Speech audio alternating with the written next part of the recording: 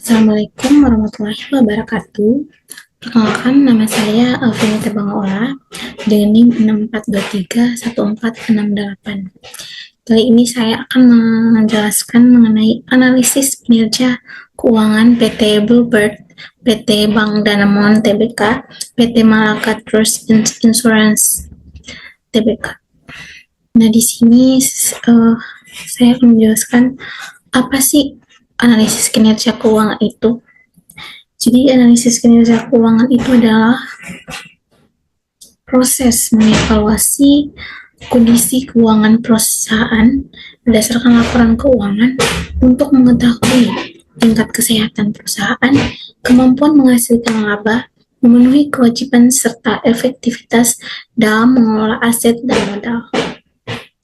Hasil analisis ini menjadi dasar bagi manajemen, investor, kreditur, dan pihak lainnya dalam mengambil keputusan yang berkaitan dengan perusahaan.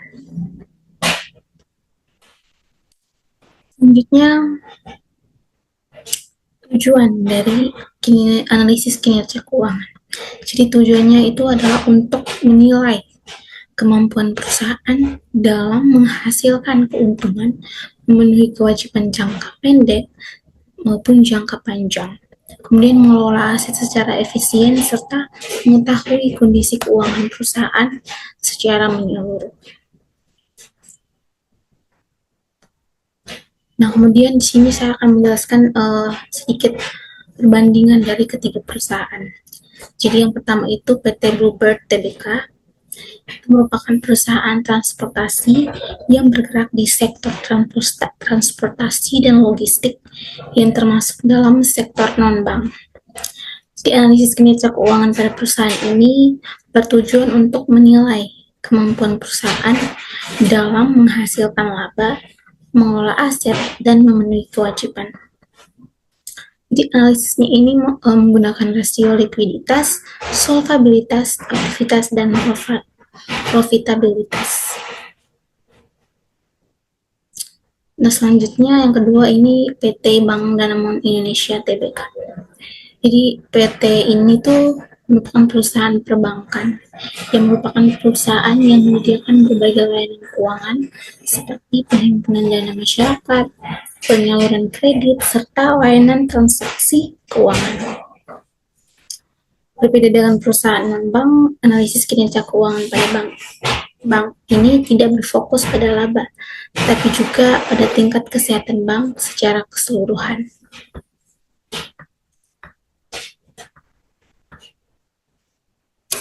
Nah, selanjutnya pada perusahaan PT Malaka Trust Insurance Tbk. Jadi perusahaan ini merupakan perusahaan asuransi yang menyediakan perlindungan terhadap berbagai risiko melalui produk-produk asuransi. Jadi tujuan analisis kinerja keuangan pada perusahaan asuransi adalah untuk menilai kemampuan perusahaan dalam memenuhi kewajiban pembayaran klaim pada pemegang polis, menjaga tingkat solvabilitas, serta menghasilkan keuntungan yang berkelanjutan. Yang berikut pengaruh valuta asing terhadap kinerja perusahaan. Pengaruh valuta asing terhadap kinerja perusahaan ini dapat memengaruhi kinerja keuangan perusahaan, terutama yang melakukan transaksi internasional. Jadi pelemahan nilai tukar rupiah dapat meningkatkan biaya impor bahan baku, suku cadang, ataupun kewajiban dalam mata uang asing, sehingga beban perusahaan itu tidak bertambah. Nah, selanjutnya pengaruh inflasi terhadap kinerja perusahaan. Pengaruh inflasi ini merupakan kenaikan harga barang dan jasa secara umum yang dapat memengaruhi kondisi keuangan perusahaan. Jadi ketika inflasi meningkat, biaya operasional seperti bahan bakar, gaji, dan biaya produksi juga cenderung naik. Jika kenaikan biaya terus diimbangi dengan peningkatan pendapatan, maka laba perusahaan dapat menurun dan kinerja keuangan menjadi optimal.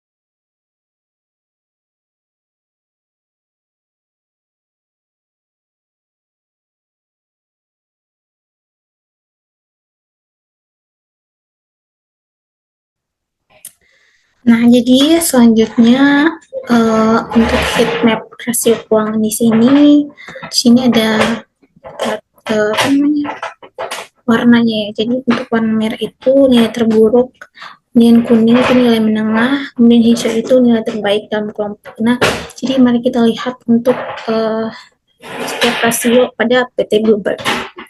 Jadi pada PT Bluebird ini menunjukkan bahwa nilai DER ini pada kategori yang baik, sedangkan current ratio ini menunjukkan tren yang semakin baik dari tahun ke tahun. Nah, di sini yang terakhir ini tuh hasil akhirnya. Jadi hasil akhir di sini menunjukkan bahwa pada tahun 2024 itu karena rasionya itu sebesar 1,65, kemudian ROE-nya itu 9,89%, dan untuk DR-nya itu 0,41. Nah, selanjutnya ini uh, menghitung pengukuran kinerja keuangan EVA, MFA, dan JFA. Nah, di sini untuk yang pertama itu menghitung VACC, itu menginput dulu ya komponen biaya modal. Nah, di sini untuk yang pertama itu cost of equity komponen ini diinput ya. Untuk yang pertama RF ini dihitung dari SBN 10 tahun DJPR Kemenq UAD. Kalau yang kedua beta ini dihitung diambil dari Yahoo Finance, kemudian itu asumsi dasarnya itu 5%. Kemudian ini cost of debt components ini dari laporan laba rugi beban keuangan, kemudian ini dari neraca utang bank plus obligasi. Kemudian untuk PPh-nya itu Badan Indonesia itu 22%. Nah, kemudian setelah menginput datanya di sini untuk struktur modalnya ini dihitung ya. Pertama ini tuh rumusnya total utang dibagi utang plus ekuitas dikali 100. Kemudian yang ini itu total ekuitas dibagi utang plus ekuitas dikali 100. Nah, di sini valid karena ini kan peraturannya harus 100%, sedangkan di sini kan jumlahnya itu 100%, jadi dia aman. Kemudian untuk berikutnya menghitung WACC calculation, itu perhitungan biaya modal tertimbang. Nah, yang pertama ini tuh diinput dari ini tuh nilai RF-nya diinput dari sheet sebelumnya dari WACC input ini. Kemudian beta juga diinput dari WACC input. Kemudian ERP dan WACC juga diinput. Kemudian ini RF, rumusnya RF ditambah beta dikali RP persen. Kemudian cost of debt after tax ini rumusnya itu beban bunga dibagi total utang. Kemudian yang kalau yang ini diinput dari WCC input, kemudian ini pakai rumus yang tertera di sini ya. Kemudian selanjutnya ini ya. Jadi tahun 2024 WCC Bluebird ini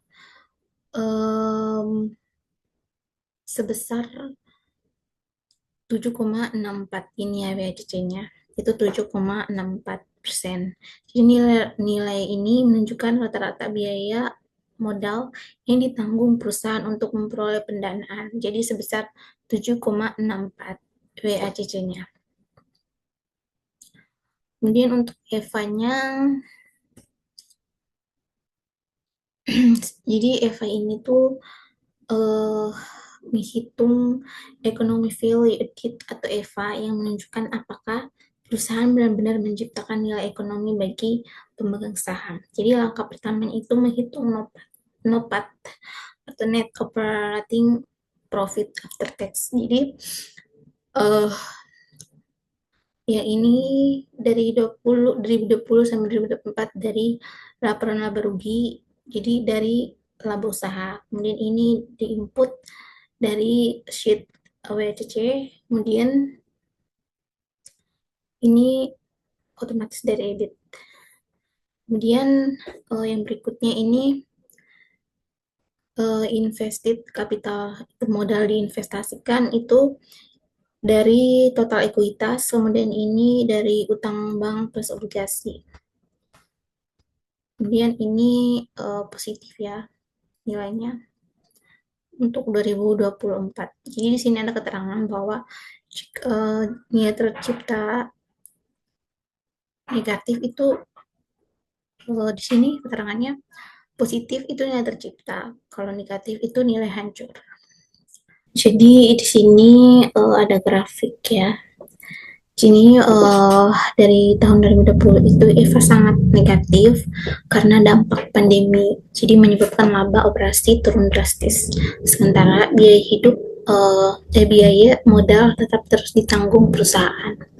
Kemudian 2021 EVA mulai membaik walaupun masih negatif karena aktivitas bisnis mulai pulih.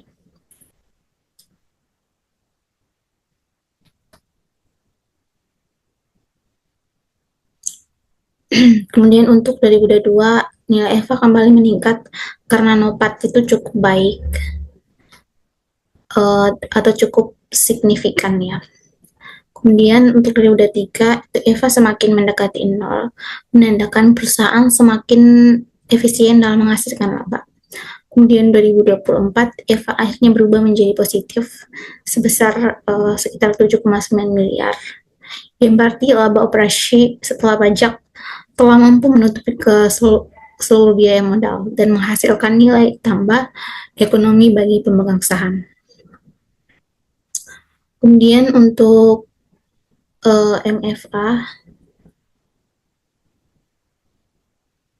MFA ini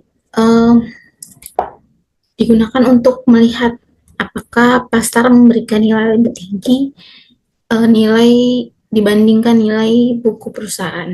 Jadi di sini ada data-data yang dihitung ya, di input di sini dari IDX, Provide ID, to Yahoo Finance itu dari harga close di Desember, kemudian annual report, terus ini market cap dengan harga dikali jumlah saham, sini neraca total ekuitas. Kemudian ini dari EVA, kemudian ini dari MFA. Kemudian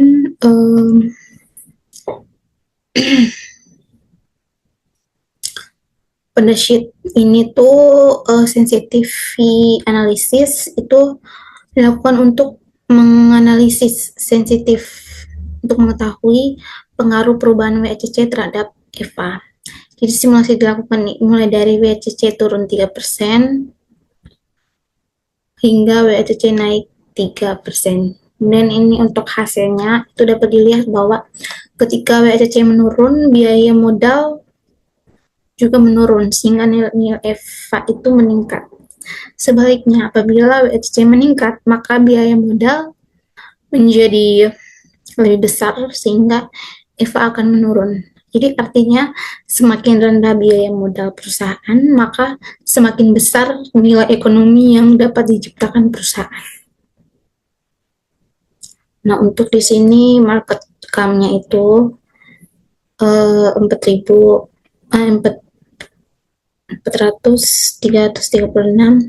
kemudian status EVA-nya itu positif dan status MFA-nya premium.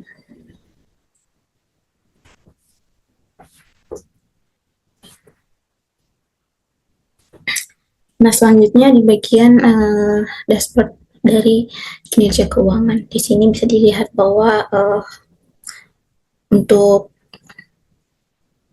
status perusahaan di sini menunjukkan bahwa status EVA-nya itu positif, kemudian status MFA-nya itu premium. Jadi artinya perusahaan itu sudah mampu menciptakan nilai ekonomi dan memperoleh apresiasi positif dari pasar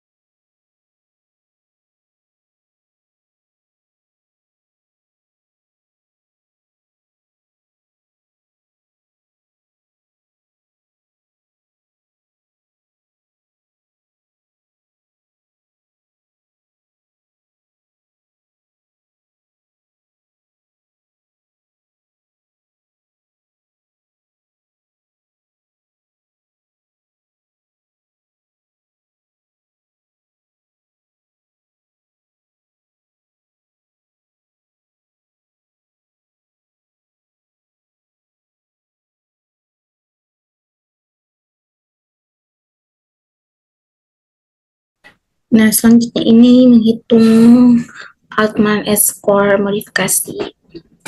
Jadi cara menghitungnya itu setiap variabel itu dikalikan dengan koefisien, kemudian dijumlahkan sehingga diperoleh nilai S-score. Ini ya.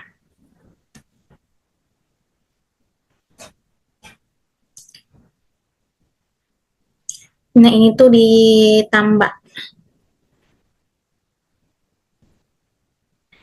dari sini 0,5442 ditambah 1,677, kemudian minus 0,2103 tambah 2,74. Nah, hasilnya ini. Nah, di sini klasifikasinya aman ya. Kemudian untuk tahun 3 juga melakukan perhitungan yang sama. Di sini aman, kemudian tahun 2 juga aman, tahun 1 aman, tahun 2024 aman. Dan di sini rata-ratanya juga aman ya. Jadi untuk hasil skor PT Bluebird selama 2020 sampai 2024 berada pada kategori yang sehat, sehingga perusahaan tidak menunjukkan indikasi mengalami kesulitan keuangan. Kemudian selanjutnya, di sini dilakukan analisis menggunakan metode Springett. Jadi di sini untuk perhitungan skor per tahun itu untuk 2020 itu 0,0885 ditambah 0, nah ini tinggal ditambah, kemudian hasilnya ini tuh hasilnya minus, jadi di sini tuh keterangannya bangkrut. Kemudian 2021 juga bangkrut, 2022 juga bangkrut, 2023 itu sehat, 2024 itu sehat. Di sini rata-ratanya itu bangkrut.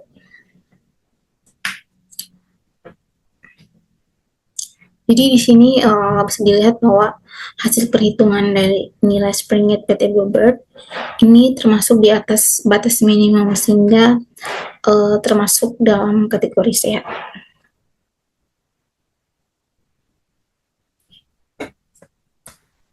Jadi di sini, nah di sini bangkrut sehat-sehat.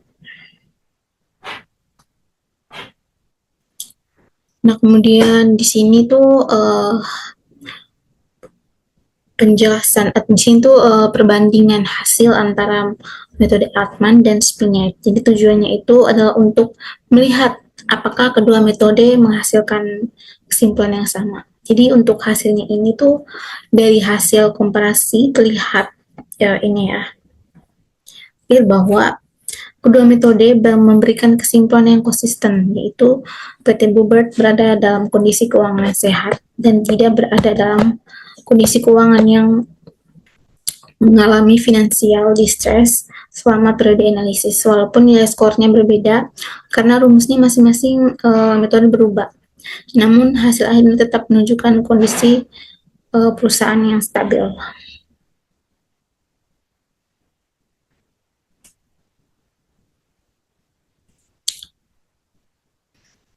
Nah, kemudian di sini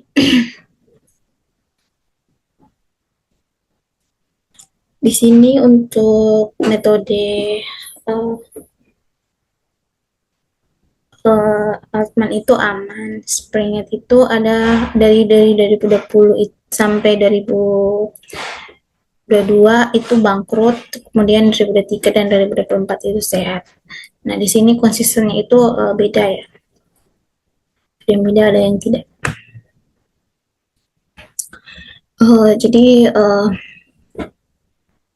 selanjutnya ini tuh grafik.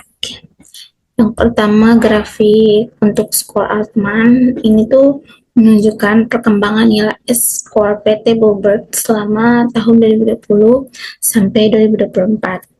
Ini dari grafik ini bisa disimpulkan bahwa tahun 2020 ini skor mengalami penurunan akibat dampak pandemi yang menekan aktivitas operasi perusahaan.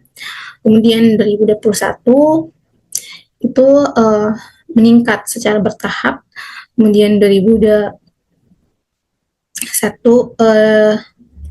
itu ya meningkat. Jadi peningkatan tersebut menunjukkan bahwa kondisi keuangan perusahaan itu semakin membaik. Nah, selama periode tersebut nilai skor tetap berada pada kategori sehat sehingga resiko kebangkrutan relatif rendah. Jadi kesimpulannya itu tren grafik yang meningkat menunjukkan bahwa kemampuan perusahaan dalam memenuhi kewajibannya dan menghasilkan laba itu semakin baik.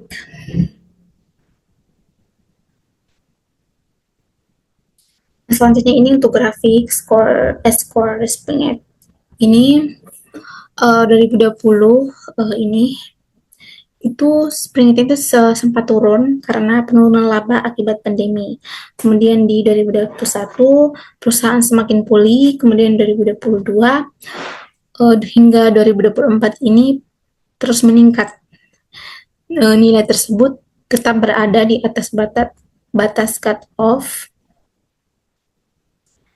0,862 sehingga perusahaan dikategorikan sehat.